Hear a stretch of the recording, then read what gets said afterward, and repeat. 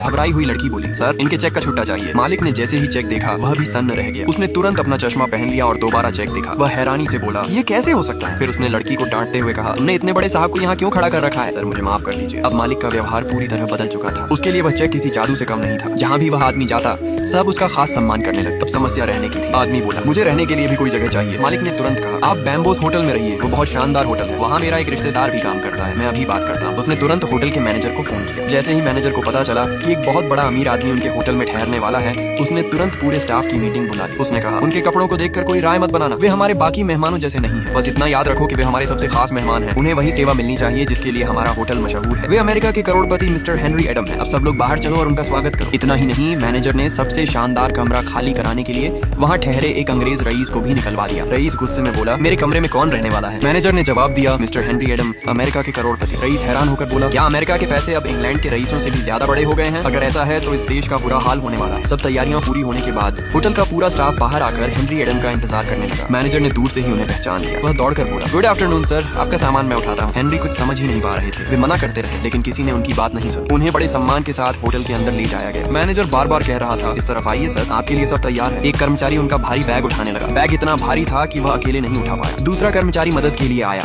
लेकिन जल्दीबाजी में दोनों से गलती हो गई। वे घबरा गए और तुरंत बोले, माफ कीजिए सर, हमें माफ कर दीजिए। एक कर्मचारी ने बैग की तरफ देखकर पूछा, ये इसमें क्या लेकर घूम रहा है? दूसरा बोला, बैग उठाओ पैट्सी, जल्दी। उसी समय असली करोड़पति हेनरी एडम होटल में आ गया। मैनेजर ने कहा, ये है मिस्टर हेनरी एडम। सब हैरान रह गए। क्या आपने कहा था कि यही हेनरी एडम है? तभी मैनेजर को अपनी गलती समझ आ गई, लेकिन अपनी गलती मानने की बजाय उसने सारा दोष मिस्टर डेली पर डाल दिया। वह गुस्से में बोला, तुम झूठे हो। उसने तुरंत कर्मचारियों को कहा कि मिस्टर डेली को होटल से बाहर निकाल दो। हेनरी ने यह सब देखा लेकिन उसे मिस्टर डेली पर गुस्सा नहीं आया। उसे लगा कि बेचारा बिना वजह फंस गया। जब उसे पता चला कि मिस्टर डेली बोल भी नहीं सकता तो उसे उस पर और तरस आया। वह उसे अपने कमरे में ले गया और पूरी कहानी बता दी। उसने बताया, मैं पहले बिल्कुल गरीब था। दो अमीर बूढ़ों ने मेरे ऊपर एक शर्त लगाई थी। उन्होंने मुझे 1 मिलियन पाउंड का चेक दिया और देखना चाहते थे कि क्या बिना उसे खर्च किए मैं बड़े लोगों जैसी जिंदगी जी सकता हूँ। अगर मैं 1 महीने बाद यह चेक वापस कर दूं तो वे मुझे नौकरी देंगे। ये सुनकर मिस्टर डेली सब समझ गया। हेनरी ने कहा, अगर तुम चाहो तो 1 महीने मेरे साथ रहो। इस चेक की सुरक्षा करना। नौकरी मिलते ही मैं तुम्हें अच्छी तनख्वाह दूंगा। मिस्टर डेली ने खुशी खुशी यह काम स्वीकार कर लिया। अब होटल का सारा खर्च हेनरी के नाम पर चलता रहा। कुछ ही दिनों में हेनरी पूरे लंदन में मशहूर हो गया। अखबारों में उसकी खबरें छपने लगी। हर अमीर आदमी उससे मिलना चाहता था। इसी दौरान उसकी मुलाकात एक अंग्रेज रईस की भतीजी पोर्शिया से हुई। वह समझदार, दयालु और आत्मसम्मान वाली लड़की थी। पहले वह हेनरी की सादगी से प्रभावित हुई